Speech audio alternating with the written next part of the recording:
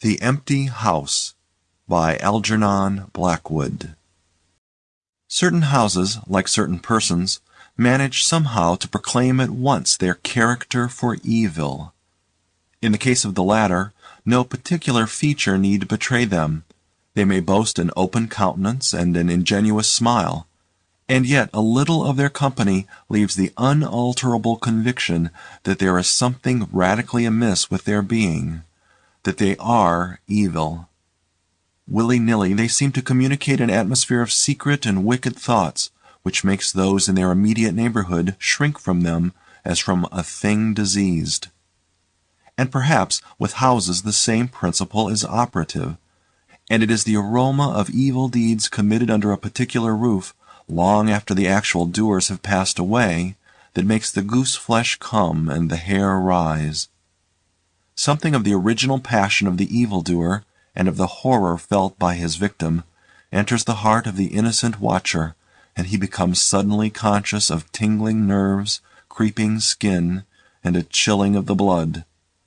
He is terror-stricken without apparent cause. There was manifestly nothing in the external appearance of this particular house to bear out the tales of the horror that was said to reign within. It was neither lonely nor unkempt. It stood crowded into a corner of the square, and looked exactly like the other houses on either side of it. It had the same number of windows as its neighbors, the same balcony overlooking the gardens, the same white steps leading up to the heavy black front door, and in the rear there was the same narrow strip of green, with neat box borders running up to the wall that divided it from the backs of the adjoining houses. Apparently, too, the number of chimney-pots on the roof was the same, the breadth and angle of the eaves, and even the height of the dirty area railings. And yet this house in the square, that seemed precisely similar to its 50 ugly neighbors, was as a matter of fact entirely different, horribly different. Wherein lay this marked invisible difference is impossible to say. It cannot be ascribed wholly to the imagination, because persons who had spent some time in the house, knowing nothing of the facts, had declared positively that certain rooms were so disagreeable that they would rather die than enter them again, and that the atmosphere of the whole house produced in them symptoms of a genuine terror, while the series of innocent tenants who had tried to live in it and been forced to decamp at the shortest possible notice was indeed little less than a scandal in the town. When Shorthouse arrived to pay a week-end visit to his Aunt Julia in her little house on the sea-front at the other end of the town, he found her charged to the brim with mystery and excitement. He had only received her telegram that morning, and he had come anticipating boredom, but the moment he touched her hand and kissed her apple-skin wrinkled cheek, he caught the first wave of her electric condition. The impression deepened when he learned that there were to be no other visitors, and that he had been telegraphed for with a very special object. Something was in the wind, and the something would doubtless bear fruit, for this elderly spinster aunt, with a mania for psychical research, had brains as well as will-power, and by hook or by crook she usually managed to accomplish her ends. The revelation was made soon after tea, when she sidled close up to him as they paced slowly along the sea-front in the dusk. "I've got the keys," she announced in a delighted yet half-awesome voice. "Got them till Monday." "The keys of the bathing machine, or?" he asked innocently, looking from the sea to the town. Nothing brought her so quickly to the point as feigning stupidity. "Neither," she whispered. "I've got the keys of the haunted house in the square, and I'm going there tonight." Shorthouse was conscious of the slightest possible tremor down his back. He dropped his teasing tone. Something in her voice and manner thrilled him. She was in earnest. "But you can't go alone," he began. "That's why I wired for you," she said with decision. He turned to look at her. The ugly, lined, enigmatical face was alive with excitement. There was the glow of genuine enthusiasm round it like a halo. The eyes shone. He caught another wave of her excitement, and a second tremor, more marked than the first, accompanied it. "Thanks, Aunt Julia," he said politely. "Thanks awfully." "I should not dare to go quite alone," she went on, raising her voice, "but with you I should enjoy it immensely. You're afraid of nothing, I know." "Thanks so much," he began again. Is anything likely to happen?" "A great deal has happened," she whispered, "though it's been most cleverly hushed up. 3 tenants have come and gone in the last few months, and the house is said to be empty for good now." In spite of himself, Shorthouse became interested. His aunt was so very much in earnest. "The house is very old indeed," she went on, "and the story, an unpleasant one, dates a long way back. It has to do with a murder committed by a jealous stableman who had some affair with a servant in the house.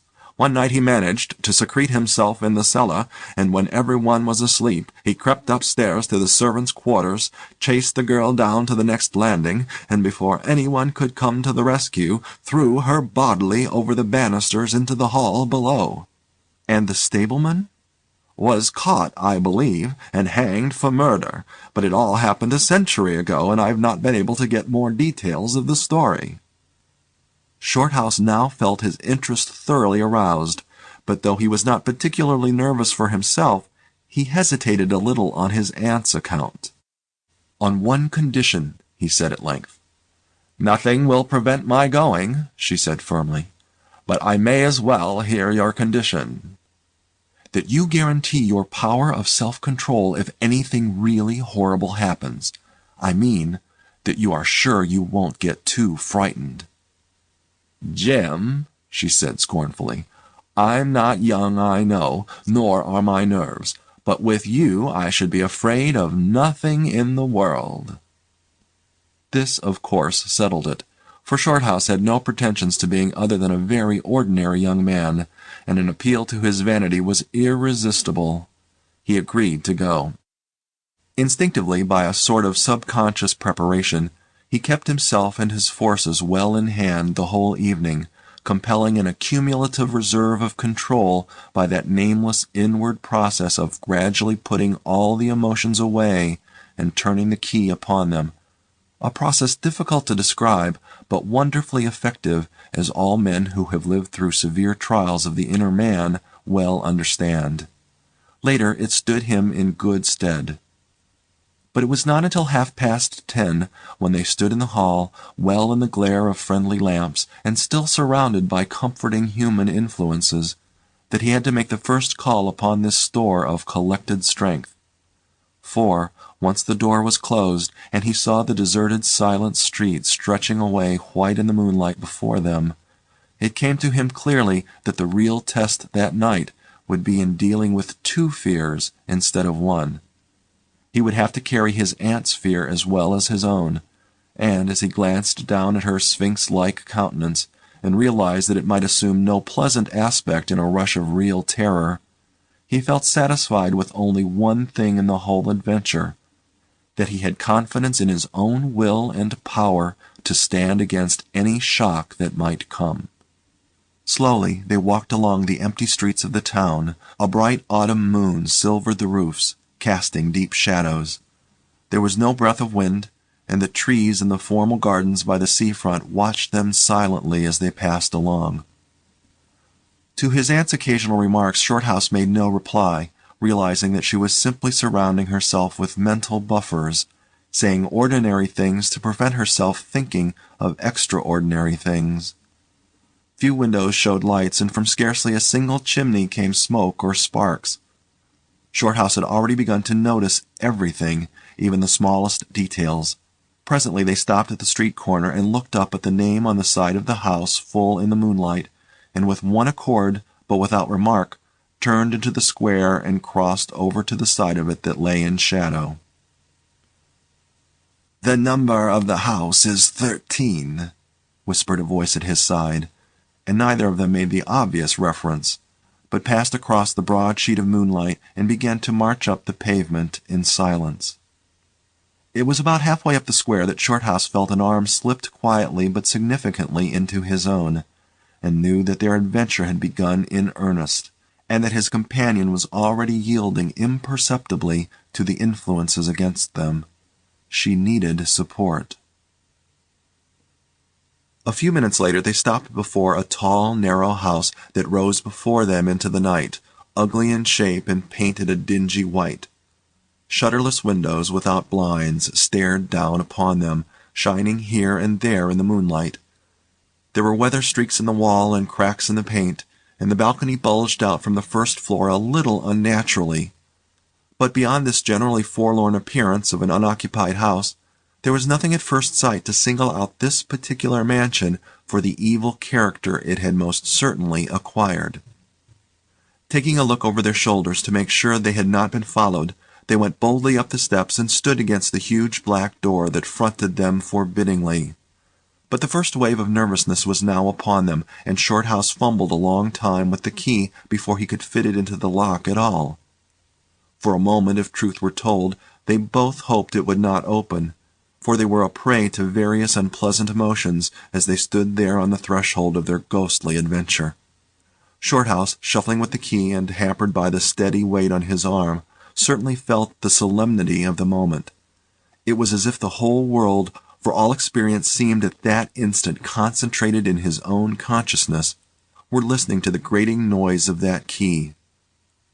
A stray puff of wind wandering down the empty street woke a momentary rustling in the trees behind them, but otherwise this rattling of the key was the only sound audible. And at last it turned in the lock, and the heavy door swung open and revealed a yawning gulf of darkness beyond. With a last glance at the moonlit square, they passed quickly in, and the door slammed behind them with a roar that echoed prodigiously through empty halls and passages. But instantly, with the echoes, another sound made itself heard, and Aunt Julia leaned suddenly so heavily upon him that he had to take a step backwards to save himself from falling.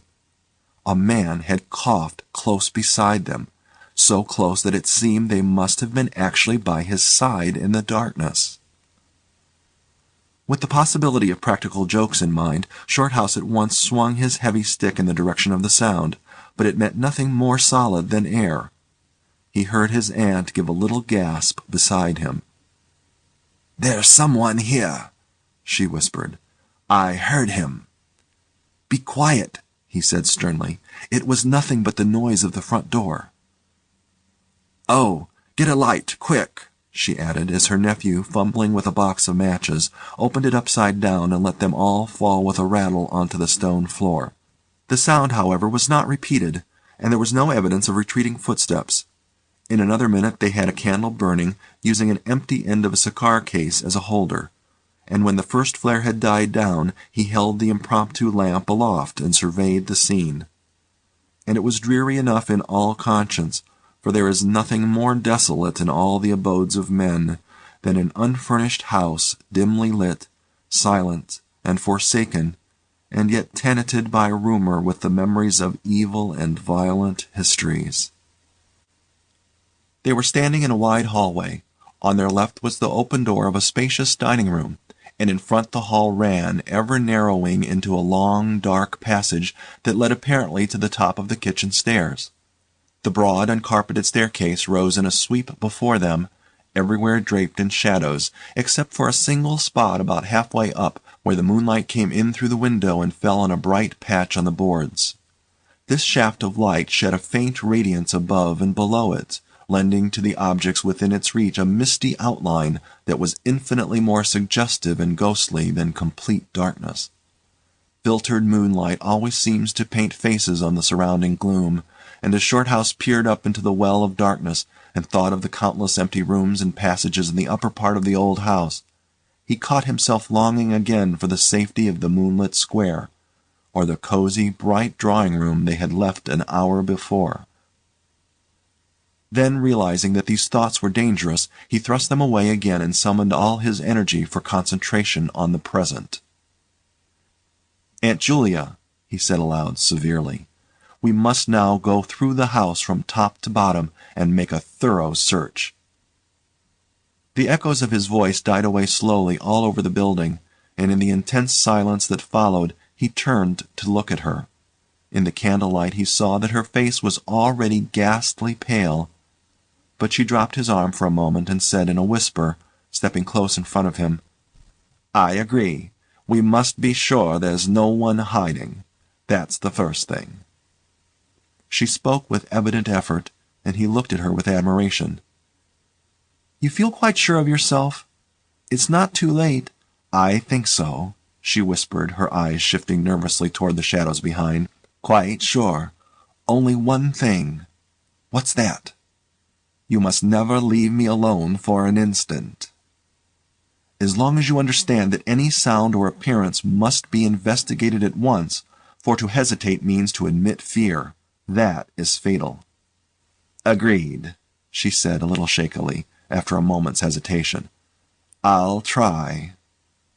Arm in arm, Shorthouse holding the dripping candle and the stick, while his aunt carried the cloak over her shoulders, figures of utter comedy to all but themselves, they began a systematic search.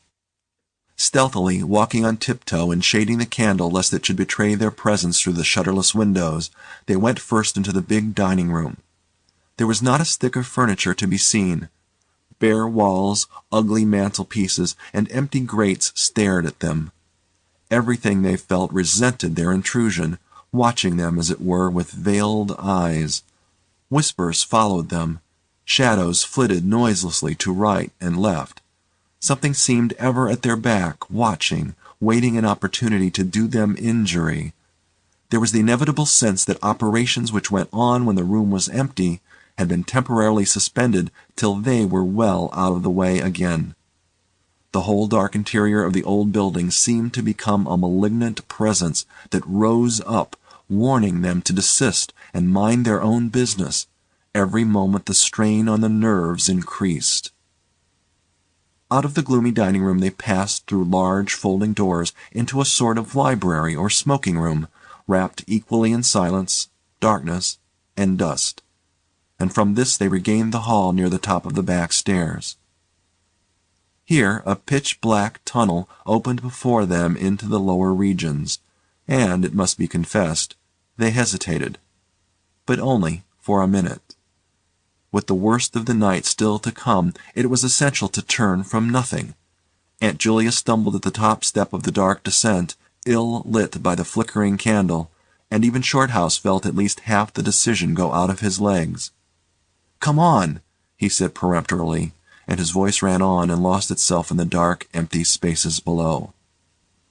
"I'm coming," she faltered, catching his arm with unnecessary violence. They went a little unsteadily down the stone steps, a cold, damp air meeting them in the face, close and malodorous. The kitchen, into which the stairs led along a narrow passage, was large, with a lofty ceiling. Several doors opened out of it, some into cupboards with empty jars still standing on the shelves, and others into horrible little ghostly back offices, each colder and less inviting than the last. Black beetles scurried over the floor, and once, when they knocked against the deal table standing in a corner, something about the size of a cat jumped down with a rush and fled, scampering across the stone floor into the darkness. Everywhere there was a sense of recent occupation, an impression of sadness and gloom. Leaving the main kitchen, they next went toward the scullery. The door was standing ajar, and as they pushed it open to its full extent, Aunt Julia uttered a piercing scream, which she instantly tried to stifle by placing her hand over her mouth. For a second Shorthouse stood stock still, catching his breath. He felt as if his spine had suddenly become hollow, and someone had filled it with particles of ice. Facing them, directly in their way between the doorposts, stood the figure of a woman. She had disheveled hair and wildly staring eyes, and her face was terrified and white as death. She stood there motionless for the space of a single second. Then the candle flickered and she was gone, gone utterly, and the door framed nothing but empty darkness. "Only the beastly jumping candlelight," he said quickly, in a voice that sounded like someone else's and was only half under control. "Come on, Aunt, there's nothing there." He dragged her forward. With a clattering of feet and a great appearance of boldness, they went on, but over his body the skin moved as if crawling ants covered it, and he knew by the weight on his arm that he was supplying the force of locomotion for two. The scullery was cold, bare, and empty, more like a large prison cell than anything else. They went round it, tried the door into the yard, and the windows, but found them all fastened securely. His aunt moved beside him like a person in a dream. Her eyes were tightly shut, and she seemed merely to follow the pressure of his arm. Her courage filled him with amazement. At the same time he noticed that a certain odd change had come over her face, a change which somehow evaded his power of analysis. "There's nothing here, Auntie," he replied aloud quickly. "Let's go upstairs and see the rest of the house. Then we'll choose a room to wait up in." She followed him obediently, keeping close to his side, and they locked the kitchen door behind them. It was a relief to get up again. In the hall there was more light than before, for the moon had traveled a little further down the stairs. Cautiously they began to go up into the dark vault of the upper house, the boards creaking under their weight. On the first floor they found the large double drawing rooms, a search of which revealed nothing. Here also was no sign of furniture or recent occupancy, nothing but dust and neglect and shadows. They opened the big folding doors between front and back drawing rooms, and then came out again to the landing and went on upstairs. They had not gone up more than a dozen steps when they both simultaneously stopped to listen, looking into each other's eyes with a new apprehension across the flickering candle flame. From the room they had left hardly 10 seconds before came the sound of doors quietly closing.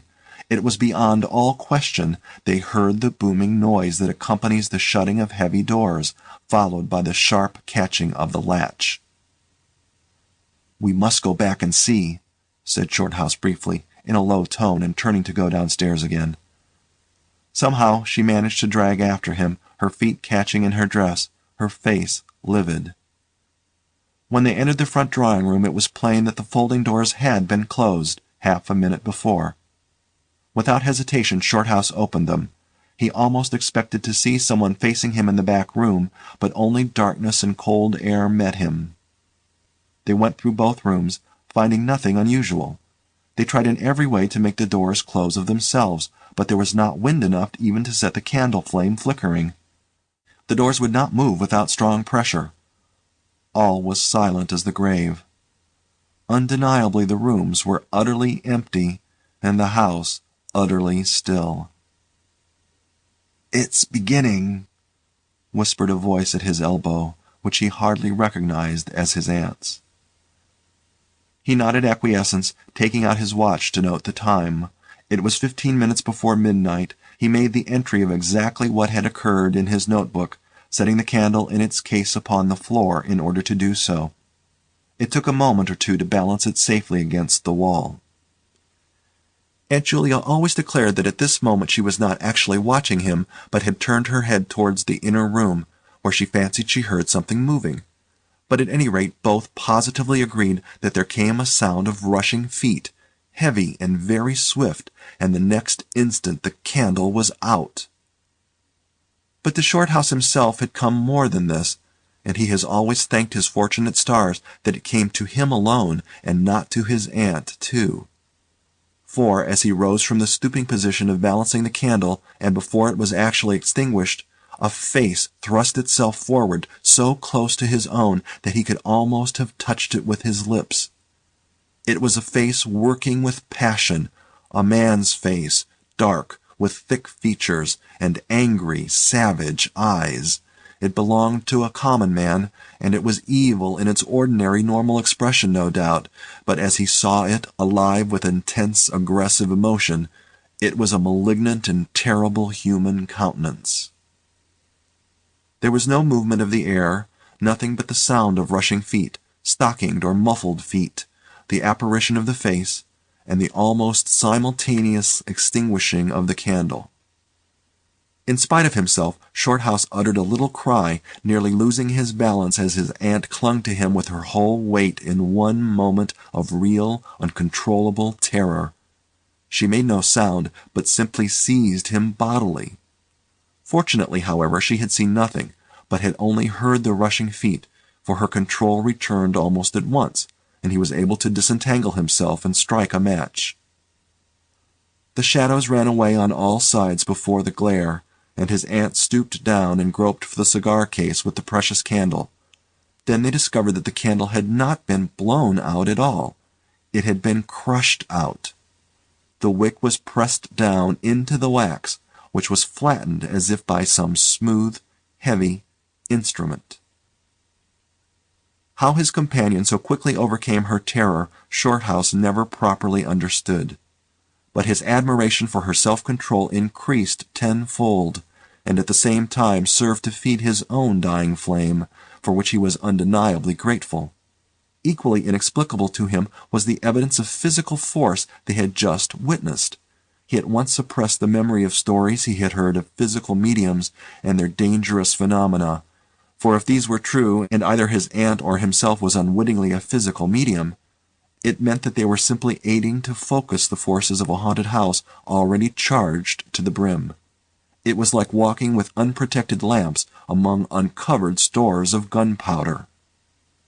So, with as little reflection as possible, he simply relit the candle and went up to the next floor.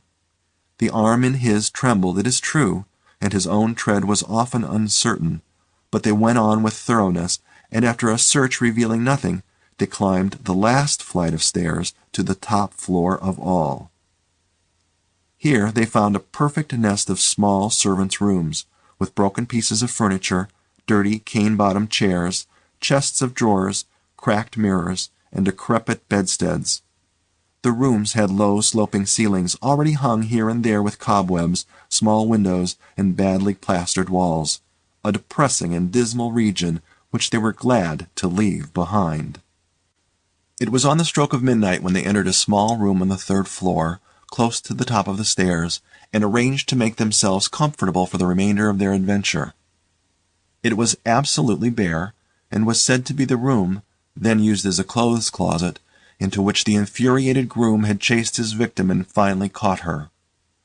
Outside, across the narrow landing, began the stairs leading up to the floor above, and the servants' quarters where they had just searched. In spite of the chilliness of the night, there was something in the air of this room that cried for an open window.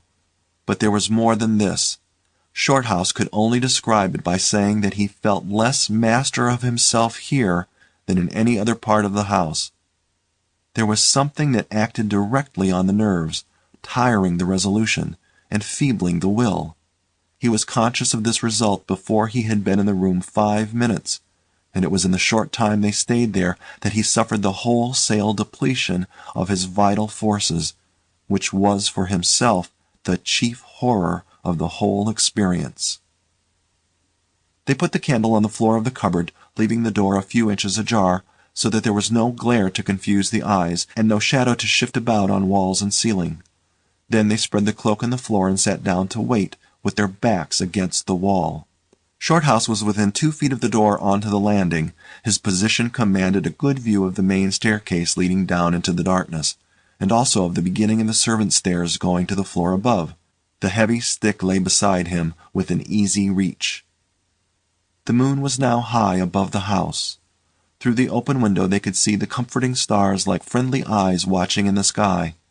One by one the clocks of the town struck midnight, and when the sounds died away the deep silence of a windless night fell again over everything.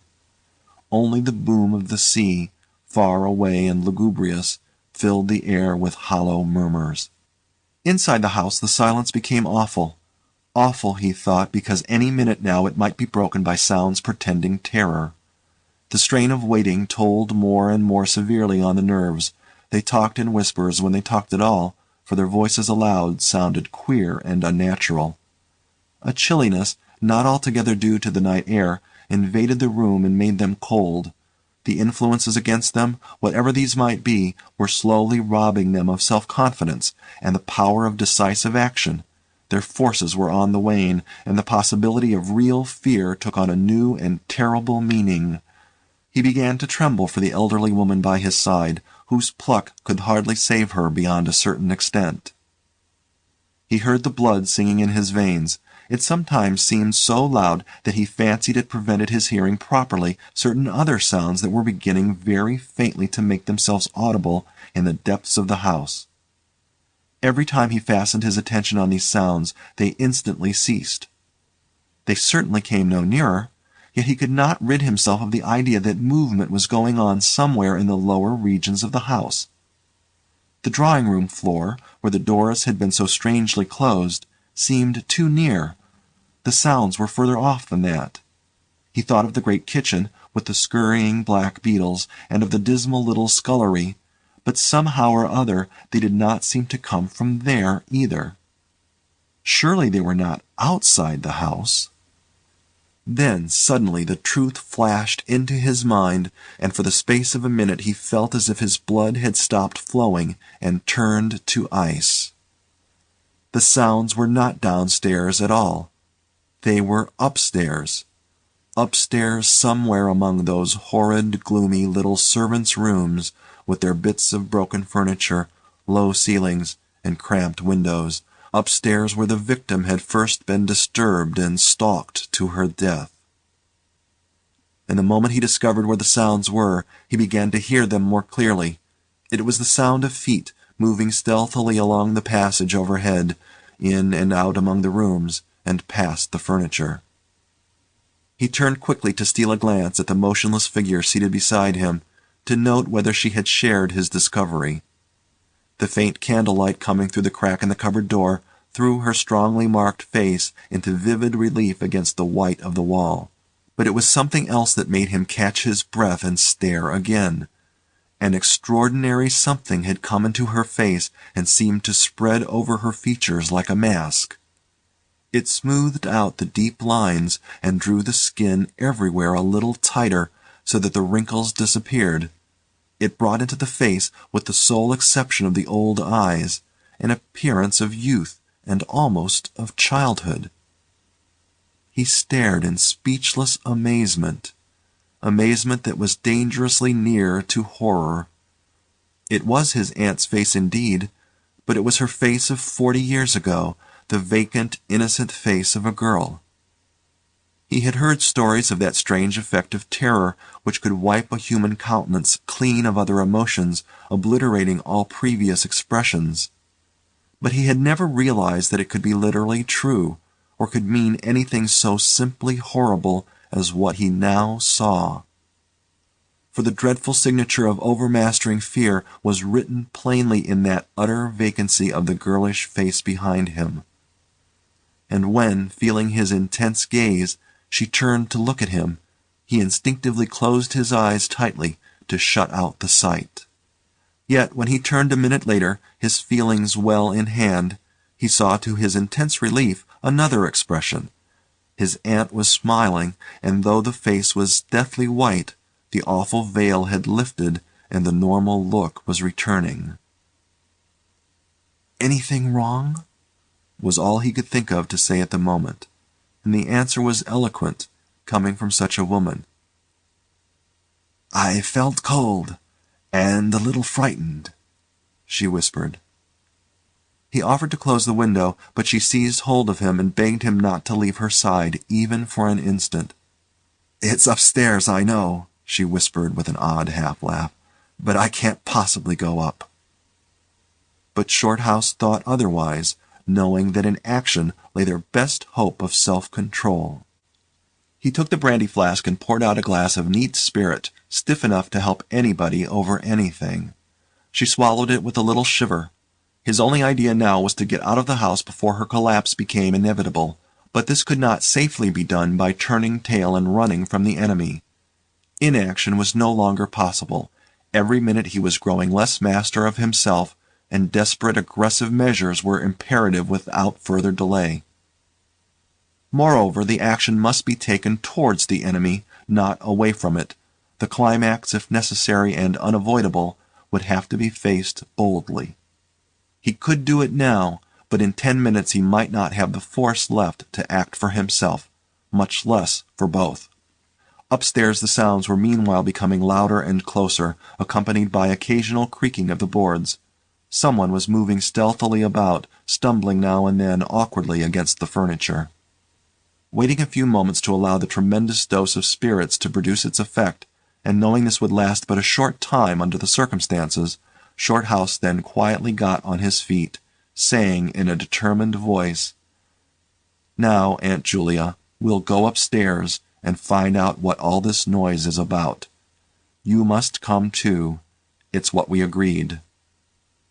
He picked up his stick and went to the cupboard for the candle. A limp form rose shakily beside him, breathing hard, and he heard a voice say very faintly something about being ready to come. The woman's courage amazed him. It was so much greater than his own, and as they advanced, holding aloft the dripping candle, some subtle force exhaled from this trembling, white-faced old woman at his side that was the true source of his inspiration. It held something really great that shamed him and gave him the support without which he would have proved far less equal to the occasion. They crossed the dark landing, avoiding with their eyes the deep black space over the banisters. Then they began to mount the narrow staircase to meet the sounds which minute by minute grew louder and nearer. About halfway up the stairs Aunt Julia stumbled, and Shorthouse turned to catch her by the arm, and just at that moment there came a terrific crash in the servants' corridor overhead. It was immediately followed by a shrill, agonized scream that was a cry of terror and a cry for help melted into one. Before they could move aside or go down a single step, someone came rushing along the passage overhead, blundering horribly, racing madly, at full speed, 3 steps at a time, down the very staircase where they stood. The steps were light and uncertain, but close behind them sounded the heavier tread of another person, and the staircase seemed to shake. Shorthouse and his companion had just time to flatten themselves against the wall when the jumble of flying steps was upon them, and 2 persons, with the slightest possible interval between them, dashed past at full speed. It was a perfect whirlwind of sound breaking in upon the midnight silence of the empty building. The 2 runners, pursuer and pursued, had passed clean through them where they stood, and already with a thud of the boards below had received first one, then the other. Yet they had seen absolutely nothing, not a hand or arm or face, or even a shred of flying clothing. There came a second's pause. Then the first one, the lighter of the 2, obviously the pursued one, ran with uncertain footsteps into the little room which Shorthouse and his aunt had just left. The heavier one followed. There was a sound of scuffling, gasping, and smothered screaming, and then out onto the landing came the step of a single person treading weightily. A dead silence followed for the space of half a minute, and then was heard a rushing sound through the air. It was followed by a dull, crashing thud in the depths of the house below, on the stone floor of the hall. Utter silence reigned after. Nothing moved. The flame of the candle was steady. It had been steady the whole time, and the air had been undisturbed by any movement whatsoever. Palsied with terror, Aunt Julia, without waiting for her companion, began fumbling her way downstairs. She was crying gently to herself, and when Shorthouse put his arm around her and half carried her, he felt that she was trembling like a leaf.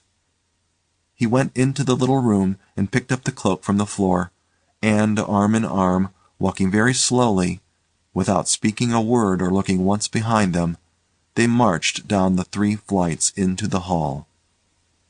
In the hall they saw nothing, but the whole way down the stairs they were conscious that someone was following them, step by step. When they went faster, it was left behind, and when they went more slowly, it caught them up. But never once did they look behind to see, and at each turning of the staircase they lowered their eyes for fear of the following horror they might see upon the stairs above. With trembling hands, Shorthouse opened the front door, and they walked out into the moonlight and drew a deep breath of the cool night air blowing in from the sea. End of The Empty House by Algernon Blackwood.